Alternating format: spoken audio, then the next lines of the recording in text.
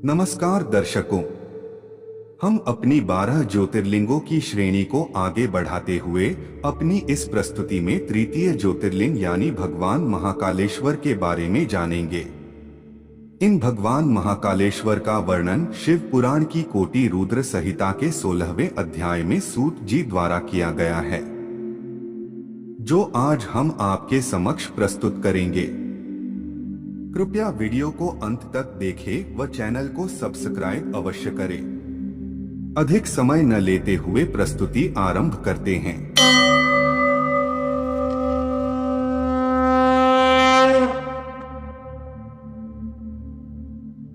शिव पुराण के अंतर्गत ऋषियों ने सूत जी से प्रश्न किया कि है प्रभु, अब आप विशेष कृपा करके तीसरे ज्योतिर्लिंगों का वर्णन कीजिए। सूत जी ने कहा, मैं धन्य हूँ, कृतकृत्य हूँ, जो आप श्रीमानों का संग मुझे प्राप्त हुआ।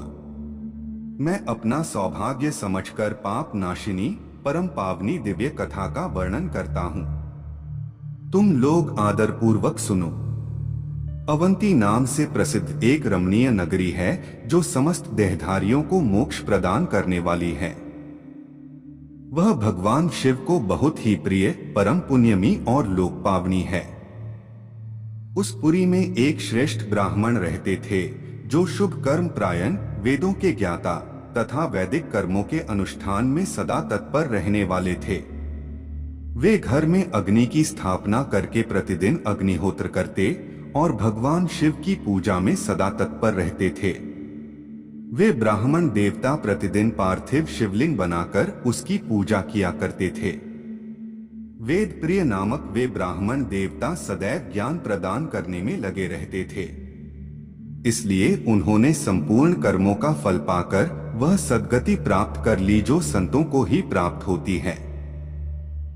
उनके शिव पूजा के फलस्वरूप 4 तेजस्वी पुत्र थे, जो पिता माता से सद्गुणों में कम नहीं थे।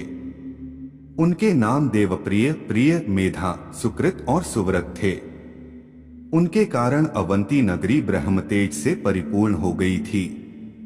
उसी समय रत्नमाल पर्वत पर दूषण नामक एक अधर्मी असुर ने ब्रह्मा जी से अमर होने का वर पाकर वेद धर्म तथा धर्मात्माओं पर आक्रमण करना आरंभ कर दिया।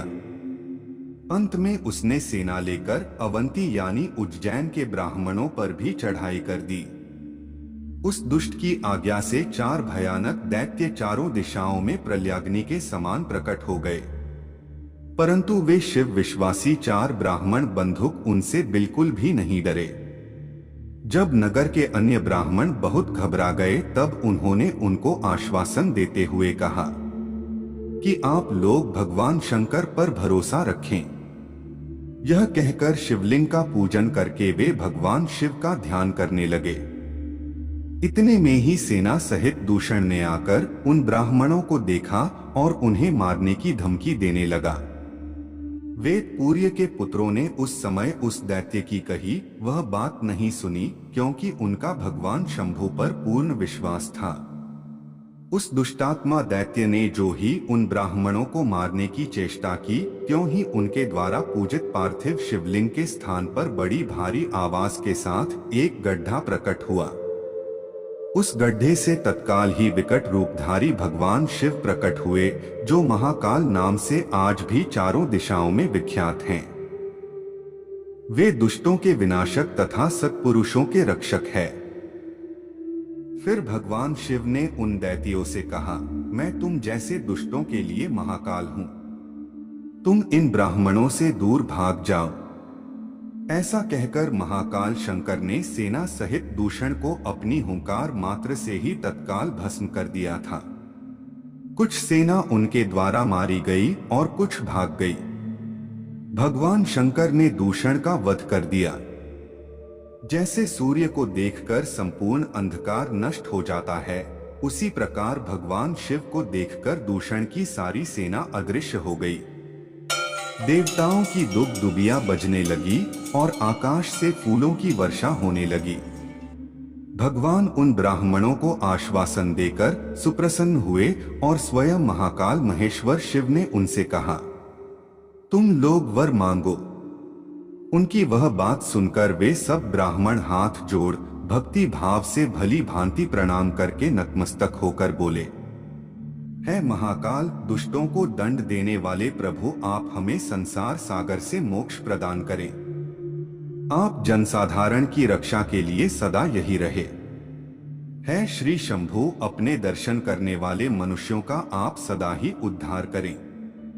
फिर सुत जी ब्राह्मणों से कहते हैं कि उनके ऐसा कहने पर उन्हें सद्गति देकर भगवान शिव अपने भक्तों की रक्षा के लिए उस परम सुंदर गड्ढे में स्थित हो गए। वे ब्राह्मण मोक्ष पा गए और वहां चारों ओर की एक कोस भूमि लिंग रूपी भगवान शिव का स्थल बन गए। वे शिव भूतल पर महाकालेश्वर के नाम से विख्यात हुए हैं। ब्राह्मणों, उनका दर्शन करने से स्वप्न में भी कोई दुख नहीं होता। जिस जिस कामना को लेकर कोई उस लिंग की उपासना करता है, उसे अपना मनोरथ प्राप्त हो जाता है तथा उन्हें परलोक में मोक्ष भी मिल जाता है। आज के लिए केवल इतना ही। हम आशा करते हैं कि हमारी आज की प्रस्तुति आपको पसंद आई होगी। अपने विचार हम सभी के समक्ष अभिव्यक्त करने के लिए कमेंट करें, वीडियो को शेयर करें, वह चैनल को सब्सक्राइब करें। जल्द ही मुलाकात होगी ऐसी ही एक और ज्ञानवर्धक वीडियो के साथ। तब तक के लिए जय श्री कृष्णा।